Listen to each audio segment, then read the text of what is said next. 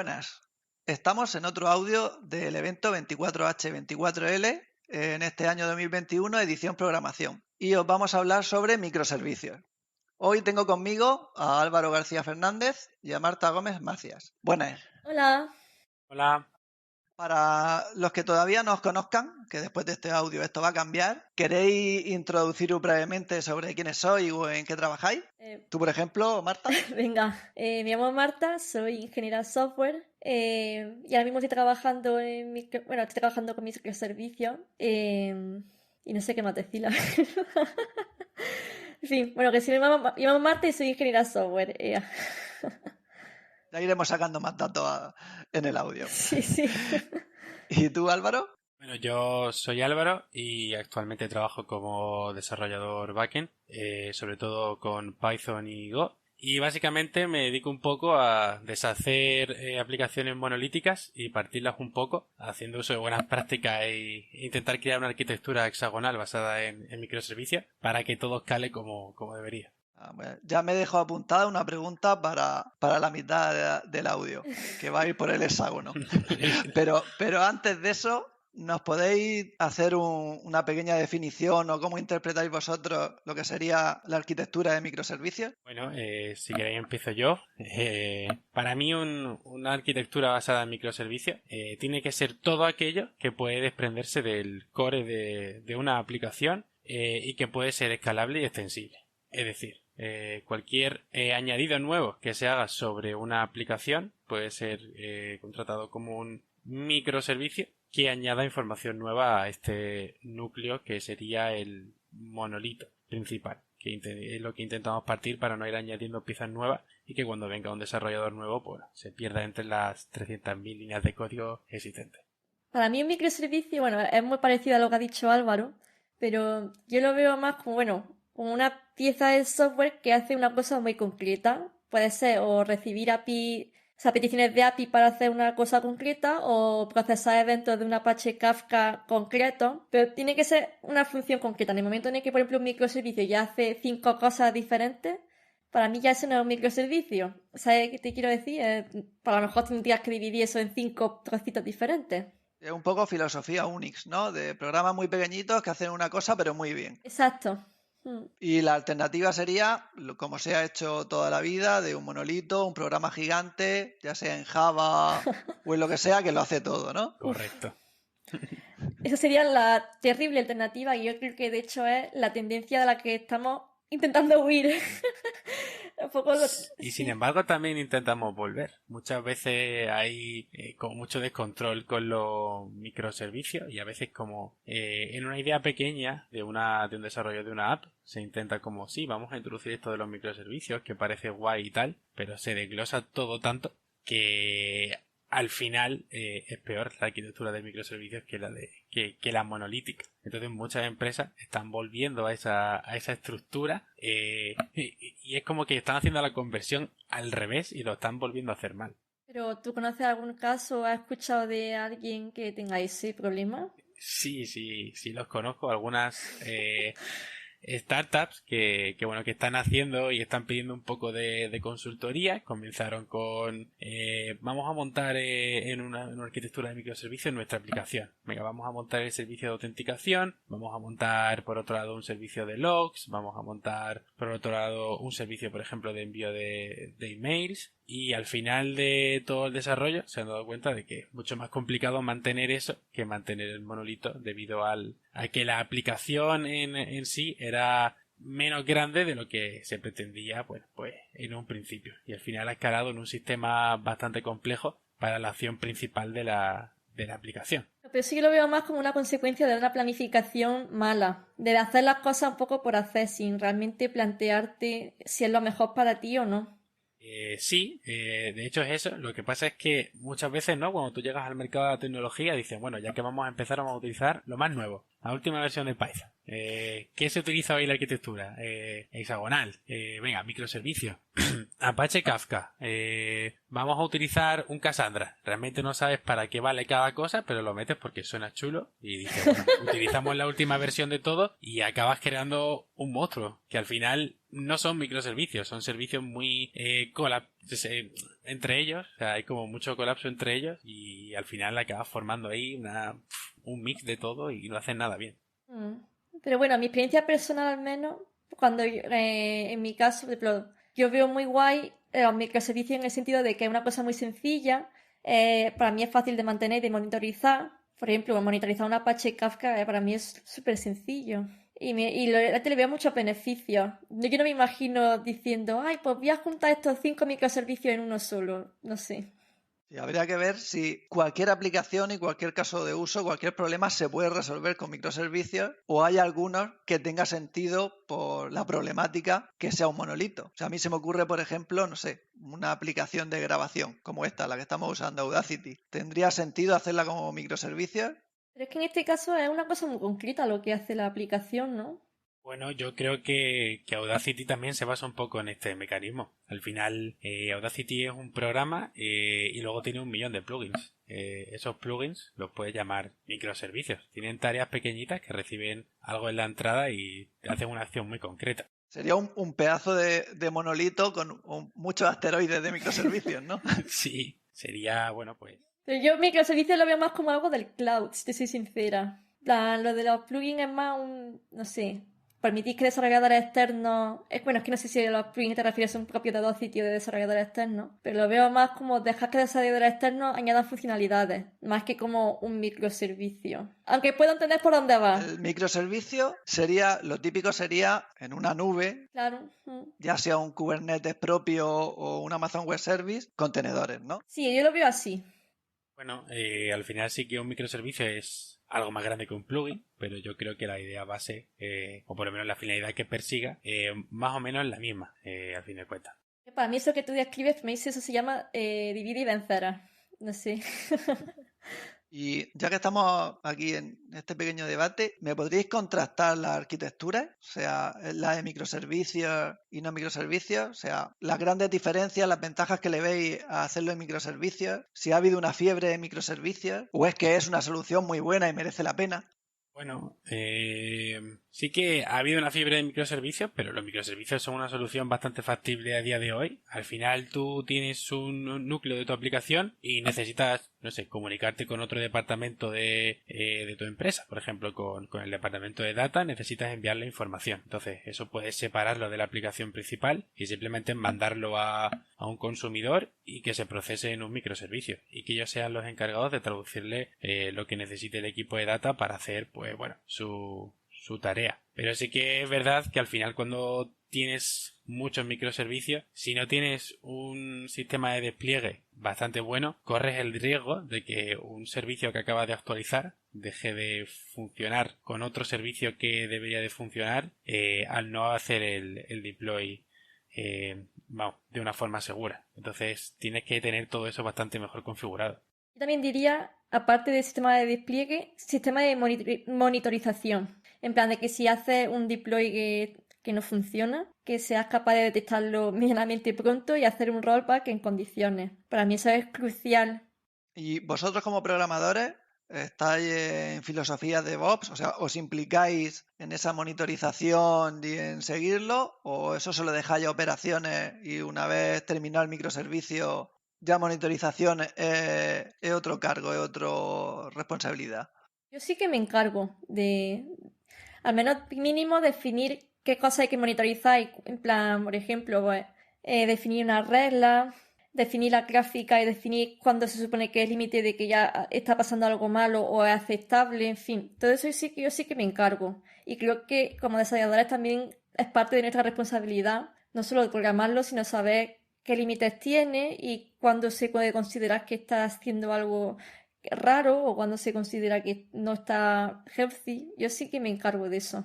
¿Y tú, Álvaro? Bueno, en mi caso un poco parecido a lo de Marta. Yo no tengo la responsabilidad de cómo se despliega esto al final en el clúster de Kubernetes que tenemos, Pero sí que me encargo un poco de saber cuándo el servicio se encuentra estable y cuándo se considera que está desplegado o incluso cuándo el servicio se considera que ha migrado. Por ejemplo, ha realizado las migraciones o a la base de datos o una migración de datos necesarias en esa release. Entonces todo eso, después de definirlo, al menos nosotros lo enchufamos a un prompt de un Jenkins y hasta que todo eso no está estable no consideramos el servicio por desplegado. Y si cualquier cosa falla, simplemente se hace un rollback y no se deja que despliegue en todas las máquinas.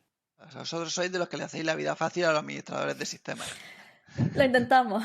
Bueno, somos los de que si hacemos una release un viernes a las 3 de la tarde, nos podemos ir a dormir tranquilos esa noche. Pero bueno, Alberto hace release un viernes por la tarde. Sí, a veces, eso es tabú, ¿eh? A veces. Eso... Yo cada vez lo hago menos, la verdad. Después de varios sustos, yo ya digo, no. A no ser que sea algo súper urgente. Depende del día, los hotfix que a veces tiene que meter porque ha salido una release una mañana mal y tiene que meter ahí un cambio porque están metiendo datos erróneos. A ver, eso sí, claro. Pero eso yo también lo consideraría como parte de monitorizar, ¿sabes qué te quiero decir? En plan, este microservicio está generando datos que son incorrectos. Eso también hay que monitorizarlo, alertarlo y corregirlo a tiempo. Sí, bueno, nosotros muchas veces nos damos cuenta de eso, o bueno, simplemente porque el sistema llega a un estado en el que no debería de estar y nos alerta un log de un sentry que tenemos, o simplemente monitorizando un Kibana y mirando el std-out, vemos que hay cosas que se están imprimiendo que no deberían. Y ahí dice, bueno, pues hay que hacer de rollback de esto o meter un hotfix.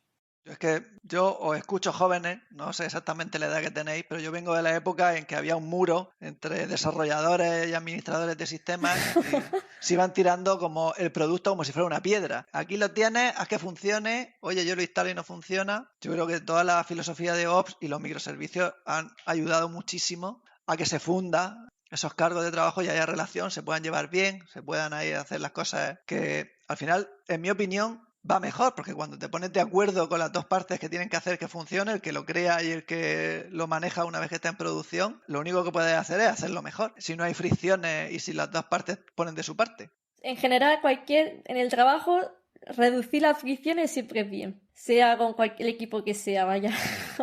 Sí, la verdad es que sí, que siempre es bien. Además, hoy en día tenemos muchas herramientas que nos ayudan a los desarrolladores. Simplemente, aunque no sepamos, no seamos administradores de sistemas, tenemos, por ejemplo, Terraform y podemos escribir en código cómo queremos que se desplieguen nuestros servicios. O sea, que es bastante fácil. Yo al Terraform también le veo una utilidad extra, que es el poder tenerlo en tu source control. Digamos, puedes tenerlo en el Git o en lo que se use. Y además eso te da un histórico, ¿no? De, pues así estaba antes, ahora se añade este cambio, ese cambio lo revisan y me parece súper útil, ¿no? Más que, por ejemplo, que yo tenga ahí el archivo de configuración y le haga un cambio y nadie me lo revisa ni nada, eso. Está bien, ¿no? Yo creo que todo lo que pueda pasar por Git debería pasar por Git. Sí. O sea, no le veo pegas. ¿Y nos podéis dar un ejemplo de qué tecnologías soléis utilizar? O sea, desde que os sentáis delante del ordenador para empezar a programar o para empezar a diseñar el producto, a cómo lo programáis, cómo lo testeáis, cómo lo pasáis a no sé si tenéis preproducción y luego producción. Bueno, si te refieres a cómo montamos, por ejemplo, un microservicio nuevo, el flujo de desarrollo, primero es elegir un framework para hacer el microservicio. Últimamente, por lo menos en Python, estamos optando por Fast API, que es un framework relativamente nuevo que permite ejecutar Python más o menos, digamos, de forma asíncrona. Se escribe bastante fácil, la documentación está bastante bien. Y bueno, después de escribir el código, se hace una pequeña prueba y se despliega un entorno de desarrollo. Posteriormente pasa a un entorno de preproducción, donde ya algún compañero del departamento de QA pasa algún tipo de test end-to-end. Y cuando ya todo eso está verificado, nos dan permiso para pasar a producción y conectar con el núcleo de la aplicación. ¿Le desarrollas test unitario a la vez que lo desarrollas o eso se encarga algún otro equipo de QA? Y en nuestro caso nosotros sí que desarrollamos los test unitarios que solo miden la funcionalidad, pero los test de integración y los end-to-end lo hace QA. ¿Y tú, Marta? En mi caso te parecido a lo del Álvaro, pero yo sí que tengo que hacer todos los test, incluidos los de integración. Y aparte también, antes de empezar a programar, lo que suelo hacer es un documento donde explico todos los microservicios, todos los inputs que va a tener, los outputs que se esperan y los errores que yo considero que... En plan, hago un documento en el que especifico todo lo que puede recibir el microservicio, todo lo que puede dar como salida, qué errores puede dar, todo súper especificadísimo, ¿no? Para que luego a la hora de revisarlo y verificarlo, pues al fin, la gente que lo revisa lo tenga mucho más fácil. Porque utilizáis algunos Scrum, Kanban, ¿tenéis alguna filosofía en la empresa o es lo ordenado que seáis cada uno? Bueno, nosotros utilizamos una aplicación que se llama Shortcut, que antes era conocida como Clubhouse, pero la han renombrado porque ahora había una red social que se llama igual y Sí. todo el tema del marketing pero sí, al final es un Kanban. En nuestro caso, el documento inicial este que ha dicho Marta, deberíamos de hacerlo, pero no siempre tenemos tiempo. Y al final, cuando está desarrollado el microservicio, entonces hacemos el contrato de la API y utilizamos un framework que se llama Karate para generar ese contrato y pasárselo a QA para que haga el end-to-end. Ay, ese Karate nunca lo he escuchado, ¿cómo funciona? Pues tiene miguilla, ¿eh? Luego, si eso nos lo pasa el enlace y lo ponemos en la nota del programa por si alguien quiere trastear con él. Vale. Y a nivel de tecnología, de aplicación, ¿tú también usas Sobre todo Python Python? y también mucho Golang. Depende un poco de cómo sea el microservicio, de la carga, bueno, de lo que vaya a hacer, la carga que vaya a tener, del tiempo que haya para desarrollarlo, pues decido uno u otro. Y yo me lo vuelo porque últimamente casi todo el mundo me dice lo mismo, pero ¿con qué editor programáis? VS Code. Igual. La verdad es que yo conocí a Marta, o sea, estuve una época trabajando con ella y yo utilizaba antes Emacs y la verdad es que después de ver VS Code dije, bueno, pues adiós a Emacs. Emacs está muy bien cuando haces los ejercicios de clase, pero cuando te pasas a un proyecto de verdad... También quien usa Emacs en 2000... ¿En qué año te conocí? En 2019 y te conocí. ¿Quién usa Emacs en En mi 2019? empresa hay gente que usa BIM. Es muy raro que el que use Emacs salga de Emacs, ¿eh? Que Emacs es prácticamente un sistema operativo. Bueno, al final te das cuenta que Control Shift F y buscar en todo el proyecto y bueno, instalar millones de plugins que te facilitan la vida, igual es mejor que pasar por todo el sistema de ficheros y tener imágenes que al final tardan más años en configurarlo que en ponerte a programar. ¿Y PyTorch y todas estas cosas las habéis considerado? PyTorch, te refieres a PyCharm, Storm, ¿no? sí, ya Storm y todos estos que hay específicos de lenguaje. Sí, muchos de mis compañeros usan el JetBrains. También lo sé, pero tiene un problema y es que tarda 80 años en iniciarse. Ya, Y eso es lo que luego no me gusta. te malacostumbra el debugger a hacer las cosas cuando yo creo que desde una terminal utilizando el IPDB, que es un plugin bastante chulo que tiene Python para debuguear, es mucho más fácil. Pero también tiene un debugger súper chulo, el Visual Studio. También, Y pero es el muy fácil IPDB, de configurar. el IPDB te autocompleta cosas y te deja hacer un montón de cosas dentro del breakpoint. ¿Qué, Álvaro? Pues yo veo que tú eres muy casero, ¿no? Uso Emacs, uso el IPDB. Muy artesanal, Marta. Sí, yo te veo que te gusta complicarte la vida. Es que en 2021, por aplicaciones y opciones, no va a ser para los desarrolladores. O sea, para una misma cosa, si no hay 50 productos que hagan lo mismo, no hay ninguno. Es increíble las opciones que tiene y las de comparativas que hay para cualquier cosa. Bueno, nacen más framework de frontend en un mes que meses tiene el año. Sí, que también puede ser que sea muy selectivo a la hora de decidir qué se usa y qué no, ¿no? Lo que decía Álvaro antes, que empieza a programar algo y es como, a ver, lo más nuevo que hay, pues eso uso. Y a lo mejor no es lo que mejor te viene. Lo tenemos nosotros un poco restringido. Sí que me hubiese gustado desarrollar algún microservicio en algún lenguaje tipo Rust, pero lo tenemos restringido sobre todo porque al final el único que sabe a lo mejor en la empresa Rust en ese momento soy yo y generas una deuda técnica para pues, que vas cualquier cosa pues para el siguiente dice bueno pues tienes que aprender Rust para poder arreglar lo que pasa aquí. Eso también es chungo y a bien a lo mejor en una empresa más pequeña que no tenga esas restricciones pues generan esa deuda técnica sin ser conscientes de ello. Y otra cosa que también tenemos presente es cada vez que sale una nueva versión de Python subimos todo el repo, o sea, que eso no se olvide, que todavía me he encontrado códigos por ahí con Python 2.7 y ya estamos en 2021. Uf. Sí. Yo también me encuentro paquetes que hay que quitar entre distribuciones porque todavía están en 2 y eso no es aceptable hoy en día. Ya ves. Además con las cosas, la cantidad de cosas chulas que tiene Python 3. Sí. Ahora van a meter ahora el match El pattern matching. por fin, después de tantos años. Guido Van Rossum ha dicho que sí y ya parece que va atrás. Y decís que VS Code es lo que usáis los dos. ¿Tenéis también plugins o alguna utilidad para el microservicio en sí, aparte de lo que es Python? ¿Tiene integración? Yo utilizo para el linting, utilizo el PyLint y configuramos un fichero PyLint-RC para, básicamente poco más que un poquito marcar el estilo del código, pero plugins, el de Docker con VS Code, que creo que viene ya por defecto, y poco más. Yo uso uno muy chulo que se llama Peacock o algo así, como es pavo real en inglés. Entonces te pone, lo que te hace es ponerte como el VS Code de colorines. Entonces lo que hago es que para cada microservicio tengo un color distinto. Y así cuando paso de ventana, en un momento ya sé, esta ventana es la de tal, esta ventana es la de cual. Con el Peacock ese. Está súper chulo, lo recomiendo. Te ayuda a centrarte ahí. No a centrarme, sino que de un vistazo ya sé porque tengo 20 ventanas abiertas que con 20 proyectos diferentes, pues digo, pues este es cuál. Y así de un vistazo ya localizo el que quiero. Que también podría tener una sola ventana abierta y abriendo conforme voy necesitando, sí, pero que soy un desastre y no lo hago también.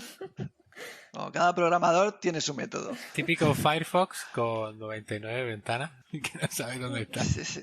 Sí, también un compañero mío, que eso yo no lo he puesto, pero debería, tenía una extensión de Chrome, que a lo mejor si llevaba una pestaña X tiempo sin abrirla, como que te parpadeaba, bueno, que no sé qué hacía, pero era como que te alertaba de que esa pestaña llevaba sin abrirla no sé cuánto tiempo como para que la cerrase. Yo conozco un amigo que tiene en Firefox una extensión que te limita, que tú puedes poner el número y ya no te deja abrir más pestañas. Y dices, no, mira, tienes que cerrar algunas si quieres abrir más porque te estás pasando. Y también hay una extensión de colorear las pestañas para saber así visualmente por colores en cuál tiene. A cualquier más tiempo sin visitar, ¿no? Digamos. Sí, yo no sé si es que es por gradiente o algo así. Yo la verdad es que en eso no tengo problema, soy ordenaico.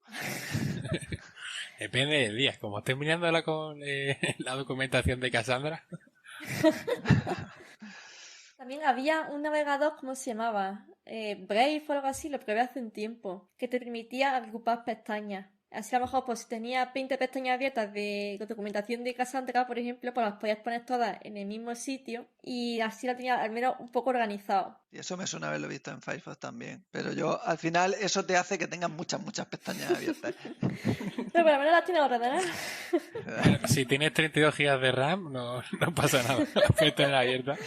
Ya ves. Y una pregunta, cuando vosotros pensáis en microservicios, ¿es Docker sí o sí? ¿O hay vida más allá de Docker en vuestras empresas? O sea, yo sé que existen otras tecnologías, pero ¿la usáis? ¿Pensáis en ellas alguna vez? ¿O está estandarizado tanto que todo es Docker? Hoy por hoy es Docker. Como tal, los contenedores son contenedores de Docker. Lo que sí que estamos intentando promover es cambiar el uso del Docker Compose por otro que tenemos que se llama Podman, que nos permite también manejar contenedores de Docker, por esto de que ahora la política de Docker pues ha cambiado y bueno, tiene sus movidas con el nuevo contrato de la licencia, pero sí, solo Docker. Y en mi caso igual. A día de hoy es un estándar, aunque la verdad es que es curioso que todo el mundo usa Docker. Mucha gente está pensando en pasarse a Podman y no le va muy bien a la empresa. Pero bueno, eso es para otro podcast. Bueno, mira, Spotify lleva quemando billetes desde casi que nació. Sí. ¿Pero Spotify qué tecnología utiliza? No lo sé, ¿no? Pero Spotify al final es una empresa que hoy a hoy no es rentable. Pero bueno, sigue ahí y... Como que no es rentable, ¿por qué no? Bueno, mira, si miras las cuentas de Spotify, o sea, si tú ves en internet la historia de Spotify sigue sin dar beneficios a día de hoy. Bueno, Gasta más que ingresa. Tiene ahí un pozo. no lo sabía. Y Algo no, así. y no han dado ningún detalle de dónde viene esa... En fin. Bueno, algo así como YouTube, ¿no? Al final hay tanto contenido y se sube tanto contenido que llega un momento en el que cuesta más el mantenimiento de los servidores que el dinero que ingresa por la visita. Aparte, Spotify tiene que soltar una pasta en derechos de autor para poder poner la música que tiene. Pero bueno, voy a aprovechar que nos hemos ido un momento para volver con una pregunta que yo no tengo ni idea de lo que estabais hablando y estoy seguro que bastante gente tampoco. ¿Qué es eso del hexagonal? Bueno, pues eso del hexagonal es básicamente Pues Cassandra, como... Cassandra sí me suena, pero el hexagonal, ese ahí me perdió. Bueno, una arquitectura hexagonal, el término hoy en día está un poco medio mal usado, ¿no? Pero algo así como una arquitectura basada en que tienes un núcleo central y luego tienes como una especie de hexágono, que son esos microservicios, que es carga que le quitas al nodo central o al contenedor central, que son básicamente pues funciones que puedes generar, que no te hace falta preguntarle. Por ejemplo, tenemos una API para iniciar un proceso de compra de una tienda. A lo mejor esa API va contra un microservicio y el propio microservicio se comunica con el núcleo para crear esos objetos en una capa de persistencia en una API mucho menos restrictiva y mucho menos segura, para ser una API conectada de forma interna. Vale. Ahí. Aún así buscaré algún gráfico, pero más o menos me he hecho una idea. Y ¿Lleváis mucho quería tiempo con esa arquitectura, Álvaro? De hecho, es el objetivo es tener una arquitectura de este tipo, porque es muy fácil construir un modelo nuevo y... ¿Cómo que el objetivo? O sea, que aún no estáis 100%... No estamos 100%, hay muchas cosas que siguen ahí. Nosotros ahora mismo tenemos un código bastante legacy de unos 5 o 6 años, que bueno, vamos migrando poco a poco. Pero bueno, al final el objetivo es ese, tener una API interna en la que nuestros microservicios se comuniquen con un nodo central y sea capaz de crear todo ese tipo de objetos con una relajación de las medidas de seguridad y que lo que se conecte a Internet sea algo que no toque, pues, por ejemplo, la base de datos principal. Entonces, a Internet no conectáis, digamos... O sea, a Internet iría como un microservicio, ¿no? Que haría como Correcto. de intermediario entre el usuario final y vuestro core, ¿no? Por así decirlo. Correcto. El front llama al microservicio y el microservicio se comunica con el core y empieza a crear los objetos que necesite, se lo va devolviendo al microservicio y el microservicio se lo devuelve al front. Entonces, yo lo veo un poco como asíncrono, ¿no? Una arquitectura basada por eventos, ¿no? Bueno, podemos verlo así. Al final sí que es verdad que un poco lo que tenemos en los microservicios que actúan ahí son Cassandras y no réplicas por un tubo que generan eventos. Y cuando, por ejemplo, imagínate el proceso de una compra, tú generas un borrador de lo que el cliente va a cobrar y al final de todas esas mutaciones que ha podido hacer sobre el proceso de compra, vuelcas una serie de datos del sistema y se crean los objetos finales. Sí, ya veo. De esta forma evitaría, por ejemplo, la mala práctica de guardar en una base de datos un campo JSON y guardar ahí todos los estados por lo que ha pasado un cliente, porque a lo mejor lo necesita para luego pasárselo a data, que intentan averiguar algo y ese tipo de comportamiento. Una pregunta que acabo de caer. Cuando diseñáis el microservicio, cuando lo estáis programando, ¿desde un principio le dais un repaso a toda la seguridad? ¿O primero hacéis... Bueno, yo voy haciendo que funcione lo que tenga que hacer y luego lo securizo? Ahora mismo, bueno, la seguridad un poco pasa precisamente por la arquitectura. Luego también sé que es verdad que a la hora de desarrollar un servicio y a la hora de ponerlo de desplegarlo, tenemos un Hadolin que nos hace ver si el contenedor tiene alguna vulnerabilidad o tiene algún CV crítico que haya que corregir y en ese caso subimos las versiones. Pero nosotros a priori no nos preocupamos en sí de la seguridad del código. Así que bueno, eso te lo da un poco la experiencia cuando corrige el pull request o cuando corrige un poco el código, pues puedes decir, bueno, esto es una mala práctica y esto está identificado en el lenguaje, que esto puede producir, por ejemplo, un buffer overflow, como poner que por defecto un objeto en Python es una lista en vez de poner un nulo y ese tipo de cosas. Eso no es algo en lo que caigamos. Pero por un lado, una cosa es malas prácticas de programación, ¿no? Como lo que has dicho de poner el por defecto en Python. Y otra cosa es que tú no tengas en cuenta, pues no sé, que el microservicio puede recibir tal input y ese input tiene que descartarlo porque si se procesa, pues podría hacer algo. O no sé, tener en cuenta antes de empezar a programar qué cosas pueden ir mal, qué cosas pueden ir, ¿sabes? Cómo podría una persona aprovecharse de eso. En fin, intentar como prevenir todo lo que posible outcome que pueda haber. Bueno, en ese caso sí que, a ver, intentamos tener un documento, pensar sobre todos los casos posibles y claro, descartar todos aquellos donde la información que viene de la API sea errónea y darle un error de decir, oye, esta información es incongruente y nada, pues... Luego, aparte también, si por ejemplo un microservicio procesa datos de usuario, hay que tener en cuenta antes de ponerse a programar que esos datos de usuario hay que tratarlos siguiendo unas regulaciones. Eso, RGPD ahí claro, ha llegado. claro. Entonces, no puedes ponerte a programar y ya va a funcionar. O sea, antes de empezar a programar hay que saber qué datos está procesando y cómo tienes que tratarlo. Y eso también, yo eso lo veo también como parte de la seguridad. Sí, ahí tiene razón. Por Vamos, supuesto que tengo o razón. sea, tiene razón como un templo y yo creo que es algo que en realidad se tiene poco presente. Porque muchas veces queremos guardar algo y luego nos damos cuenta de que, bueno, eso es ilegal. A lo mejor cuando nos hemos dado cuenta, pues bueno, pues o no ha venido una multa o tenemos que, bueno, simplemente reportar, oye, esto lo llevamos haciendo mal mucho tiempo, hay que corregirlo. A veces no se Eso al tiene en final, cuenta todo lo que debería, pero sí que, bueno, que... claro, esto lo estamos haciendo mal, hay que corregirlo. Eso al final es un marrón que le toca a alguien.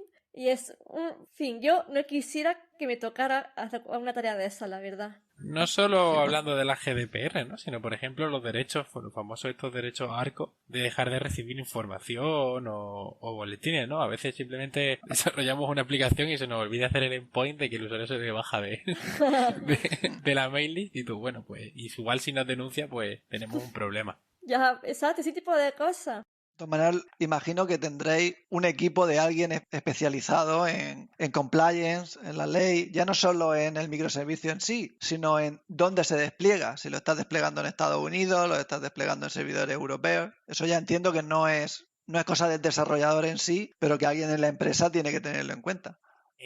Depende.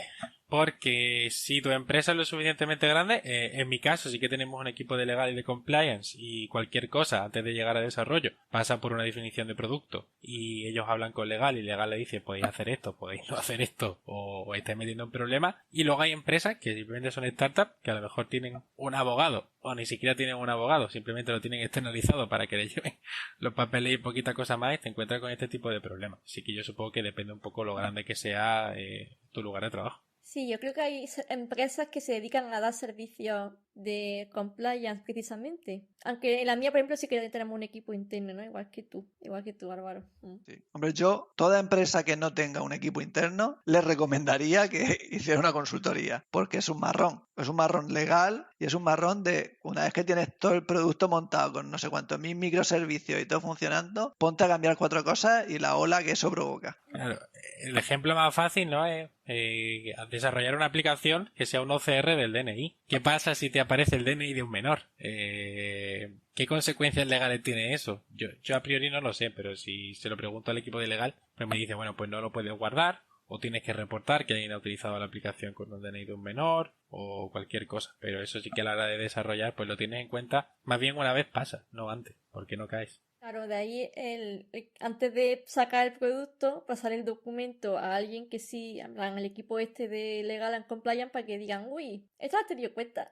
Estas 500 cosas que se me han ocurrido a mí, a que tú no las has pensado. Claro, claro. Yo soy consciente de que hacer documentos es aburridísimo. Yo soy la primera que dice, joder, pero bueno. El típico, ¿no? El típico documento o de seguridad o en el que tienes que recoger los casos de uso y es un documento bastante largo. El mínimo de requisitos nos da mucha pereza a los desarrolladores, pero bueno, al final es algo que es Como útil escribir por algo. documentación. Sí. No, la documentación es el código, ¿no? La documentación es el código. Por lo menos que el código esté bien documentado, porque Sí, la verdad. está el no tener documentación y el no tener código legible. Son dos problemas diferentes. Yo soy Por muy bonito que quede en Python. Un poco estricto con eso y para mí en Python toda función tiene que tener su docstring con lo que hace. Al margen de cómo tú escribas el código, pero por lo menos para llegar y de un vistazo rápido de una línea saber lo que hace una función. Pero bueno, yo creo que eso se escapa un poco porque ese concepto de programar bien y legible aplica a microservicios, a monolitos, a programar aplicaciones de escritorio, a programar en la nube o yo qué sé, a cualquier cosa. Incluso un script en Bash que va a compartir en GitLab. Exacto. ¿Y vosotros cómo veis? Estamos en el 24H24L programación, pero 24H24L la esencia es software libre. Entonces, ¿cómo veis el panorama de microservicios, software libre, software privativo? Hay mucho software libre, 50-50, el software privativo lo está petando y yo no me he enterado. A ver, yo creo que la mayoría de tecnologías que triunfan son libres, en plan a la hora de programar y a la hora...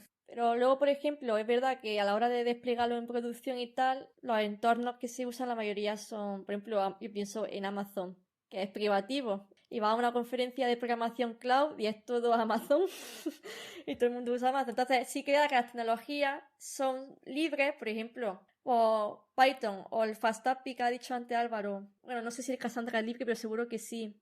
Seguro que... no, que Álvaro me confirme. Pero yo sí que veo que las tecnologías que se usan para programar sí que son libres, pero luego el cloud, la infraestructura cloud, no. Sí, que aunque uses Kubernetes, está dentro de una nube privada de alguien, ¿no? Claro. Sí, yo creo que hay bastantes cosas libres. Si mal no recuerdo, Cassandra es libre. Precisamente lo que te vende la empresa Cassandra como tal es un Cassandra as a Service. Cassandra es libre, te lo puedes montar tú como quieras, pero es tan complicado de configurar que al final te merece la pena de contratar los servicios de la empresa y bueno, de que te den un puerto y una contraseña y de bueno, ya me conecto yo y ya vosotros me lo dais hecho. Pero sí que bueno, hay muchas tecnologías libres. Los frameworks en su mayoría son libres. Creo que a día de hoy hay pocos frameworks privativos para el despliegue de microservicios y una prueba de ello es el propio Kubernetes. Que bueno, creo que es open source, pero no totalmente libre. Que luego creo que también tiene una versión interna dentro de Google. Y luego sí que es verdad que Amazon bastante más privativo, pero al final tienes hoy en día la utilidad. Antes tú te casabas con tu operador de cloud y hoy en día teniendo un poco lo que hablábamos antes, Terraform y este tipo de lenguaje que te permiten escribir infraestructura como código, está mucho más separado y también es software libre, por cierto, y te permite desplegar en otros servicios. Así que yo creo que una vez esa capa se ha eliminado, tú puedes desplegar en tu pod de Kubernetes que tengas en una Raspberry. Sí. No tener el login de estoy aquí casado y no puedo irme a otro lado porque es imposible. Sí. Ya es más fácil. Recuerdo antiguamente que tú a lo mejor tenías una AMI de una F2 y estabas con Amazon y migrar de Amazon a Google Cloud era pues casi tarea titánica. También depende de cómo lo hagas. Si tú despliegas en vez de con Terraform, nada más que usando la API de Amazon, pues te va a costar irte. Tienes la posibilidad de hacerlo para no pillarte los dedos. De hecho, Amazon tiene su propio Terraform, ¿no? Que se Sí, llamaba... sí. Que se llamaba CloudFormation o algo así. Sí. Amazon tiene su propio Cassandra. Ya. Lo que pasa es que es un poco loco. Es posible que Amazon tenga su propio todo. Sí, sí. O sea, También. es muy probable. Sí.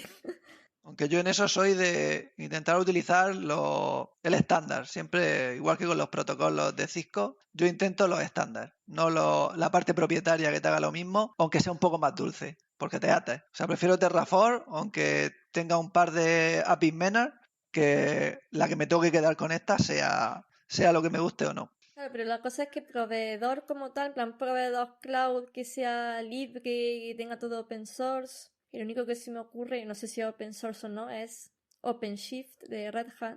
Sí, IBM. Bueno, y OpenShift es open source, ¿no? Pero tampoco es libre 100%. Tiene su parte. Es de código abierto. Es código abierto. Sí, es código abierto. Que ya es un paso.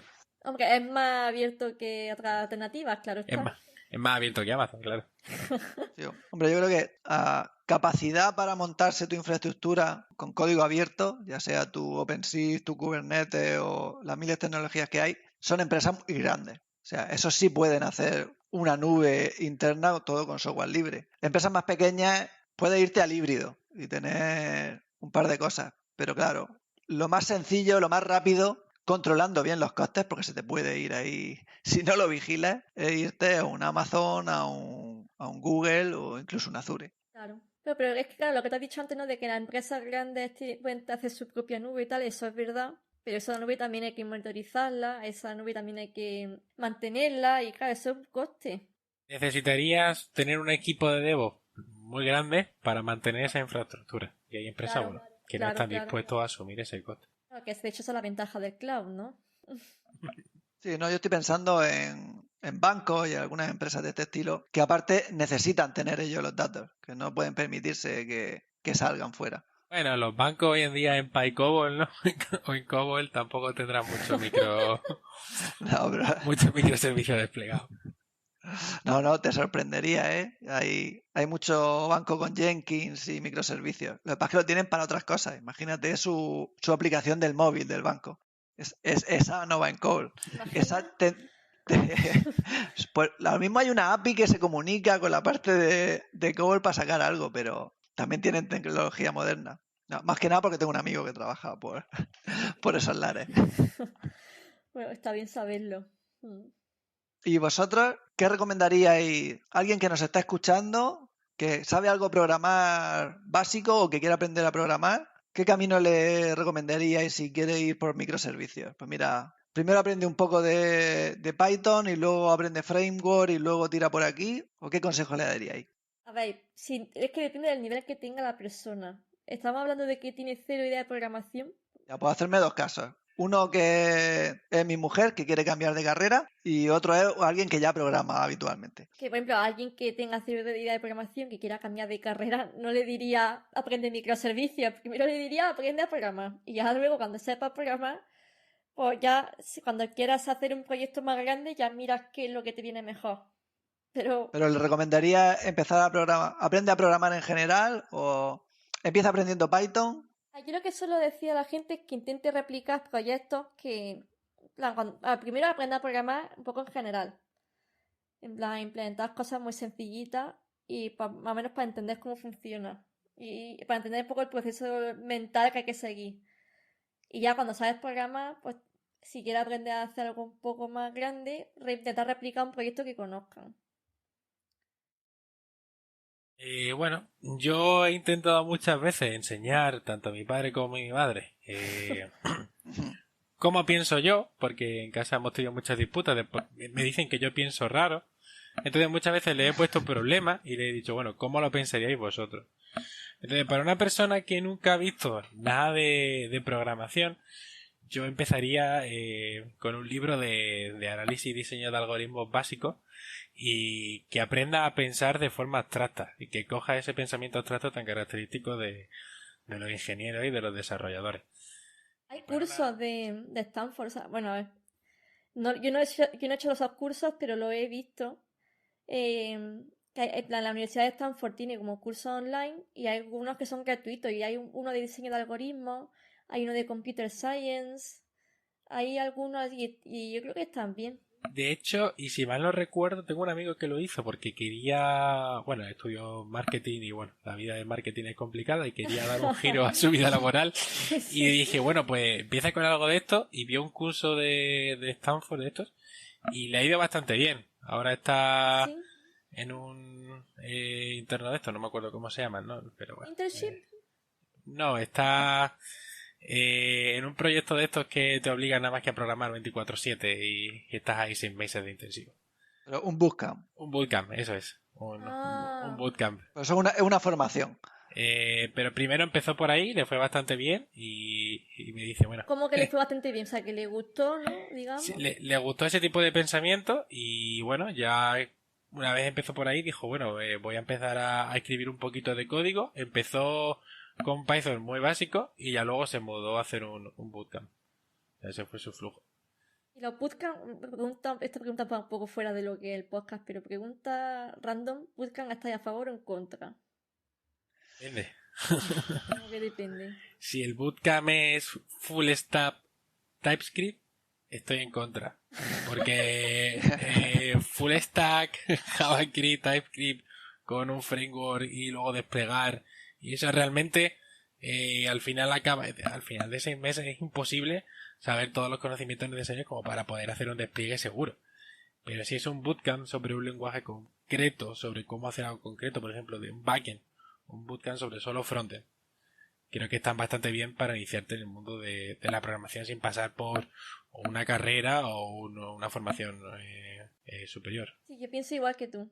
Yo creo que depende mucho de la persona. O sea, si la persona tiene el chip que lo coge fácil y a lo mejor ya sabe por lo menos que es un condicional, que es un if, sabe lo básico, que no va a ser un bofetón conforme llegue, ya tiene el saber pensar un poco y es capaz de llevar ese ritmo, porque hay que ser muy disciplinado y tener la cabeza muy fresca y no tener muchos hijos en casa y no estar trabajando 8 horas. O sea, si tienes las situaciones adecuadas, puede servirle a la gente. Yo soy de formación más... Bueno, yo casi todo lo he hecho autodidacta, pero pudiendo, yo iría a un IDECREA, a un curso de desarrollo.com, a una formación acompañada, tranquila, poco a poco, con las bases. Lo otro es, venga, voy a intentar hacer todo lo que pueda y a ver si me sale.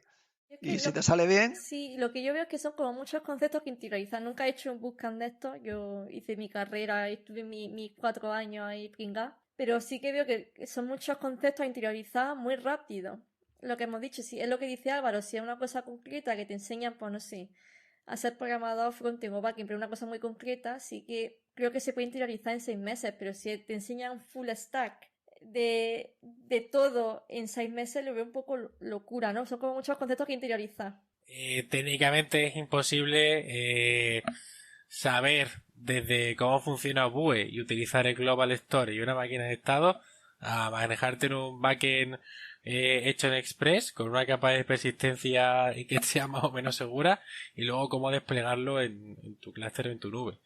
Pero sin embargo, si el bootcamp es vamos a aprender Python, vamos a aprender backend desarrollado sobre Python, vamos a aprender Django en 6 meses, yo creo que es una buena oportunidad para iniciarte. Y luego, si te gusta, sí que vas a tener que al final, de forma autodidacta, empezar a replicar tus proyectos y empezar a hacer tus cosas. Pero como el bootcamp sea muy general, eso yo creo que no tiene mucha salida. Bueno, aún así, a mí me parece una oportunidad para algunas personas que quieren cambiar de carrera. Me parece bien. Y yo aquí estoy obligado a recomendar a Formadores en Tiempos Revueltos y República Web, los dos podcasts que han tratado esto bastante horas y horas, y si les gusta el tema, yo os lo recomiendo. me lo apunto. Y Tech and Ladies también, que también tienen algo ahí. Tech and Ladies. Sí, yo es que soy mucho de información por podcast. Yo también me gusta, la verdad.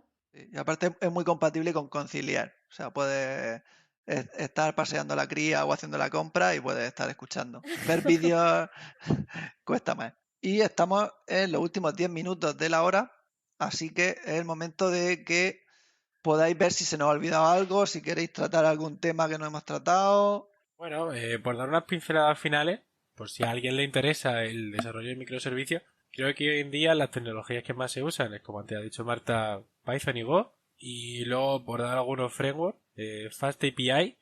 Y por nuestro lado, en Go, utilizamos Gorilla Mux, sobre todo, que es bastante rapidito de construir. Y luego todo el despliegue, pues, en Terraform. Bueno, monitorizar que utilizáis. ¿Para qué? Monitoriza.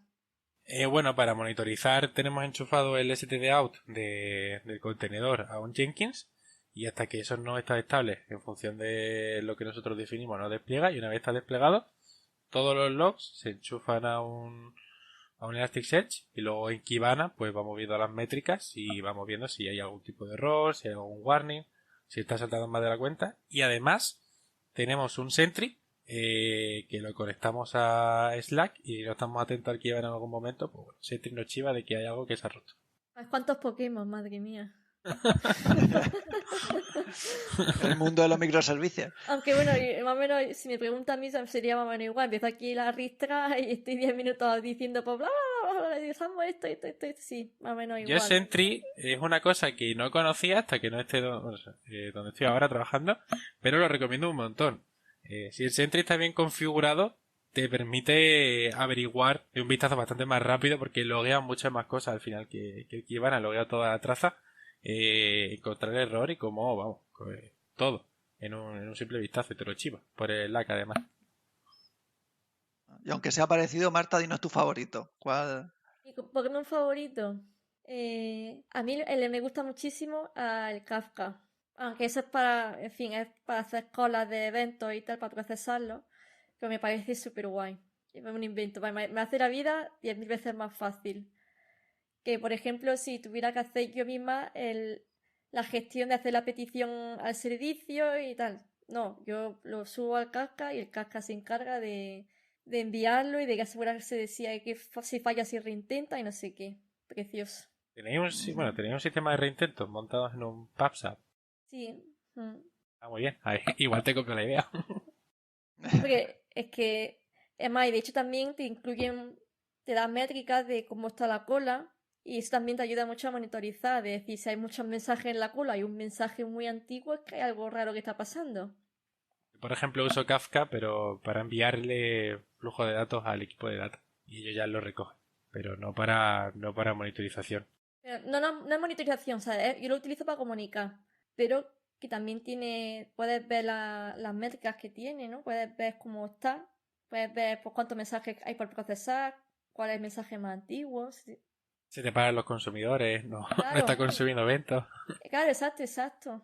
Para mí se me hace la vida súper fácil y para mí fue un descubrimiento, vaya.